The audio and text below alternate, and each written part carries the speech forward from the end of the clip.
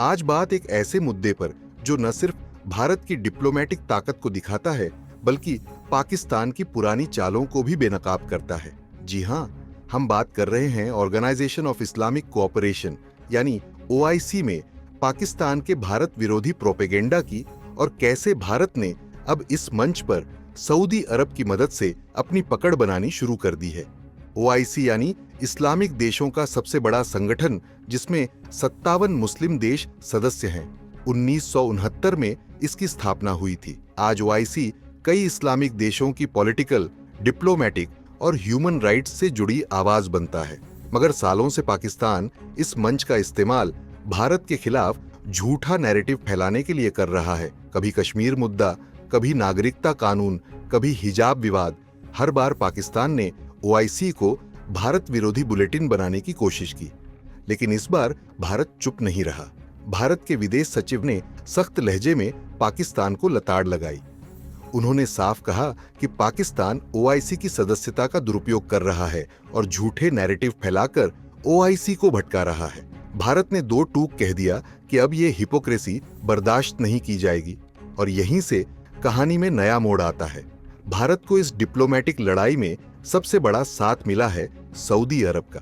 Saudi अरब जो OIC का सबसे प्रभावशाली देश है, कभी पाकिस्तान का बड़ा समर्थक रहा, ये देश अब भारत की ओर झुक रहा है। चलिए जानते हैं सऊदी क्यों आया भारत के फेवर में।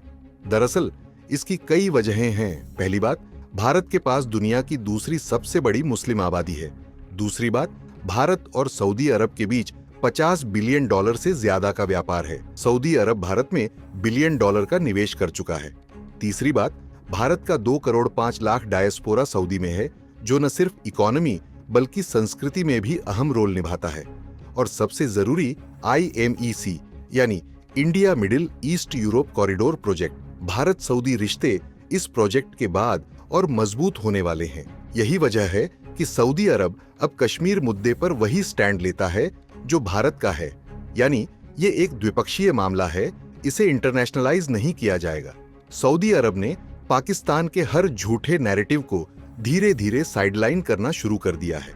अब भारत ने ओआईसी में डायरेक्ट मेंबरशिप भले न ली हो, लेकिन सऊदी अरब, यूएई और दूसरे दोस्त देशों के जरिए ओआईसी में अपनी पकड़ बनानी शुरू कर दी है। भारत के डिप्लोमेटिक अफसर लगातार इन देशों से संपर्क में रहते हैं और भारत का पॉइंट ऑफ व्यू उन्हें समझाते हैं।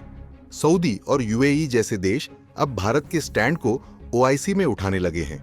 यही कारण है कि ओआईसी के कई नए स्टेटमेंट अब पहले जैसे पाकिस्तान प्रभावित नहीं होते। सऊदी अरब ओआईसी के सबसे पावरफुल देश के तौर पर अब अपने स्टैंड में बदलाव लाकर भारत के फेवर में माहौल बना रहा है। पाकिस्तान का नैरेटिव अब कमजोर पड़ रहा है। ये सब दिखा रहा है कि भारत अब सिर्फ डिफेंसिव नहीं बल्कि असर्टिव डिप्लोमेसी पर काम कर रहा है। भारत न केवल अपनी आलोचना का जवाब दे रहा है बल्कि नैरेटिव बदल भी रहा है, और ये बिना मेंबर बने ओआईसी के सबसे बड़े पावर हाउस को साथ लेकर किया जा रहा है। खैर, ये है आज का नया इंडिया, जो पाकिस्तान के प्रोपेगेंडा से डरता नहीं, जो सऊदी अरब जैसे बड़े देशों को अपने पक्ष में कर ओआईसी जैसी संस्थाओं में भी अपना असर बढ़ा रहा है। पाकिस्तान की पुरानी चालें अब दुनिया में चलने वाली नहीं। भारत का नया रूप कॉन्फिडेंट और असरदार है।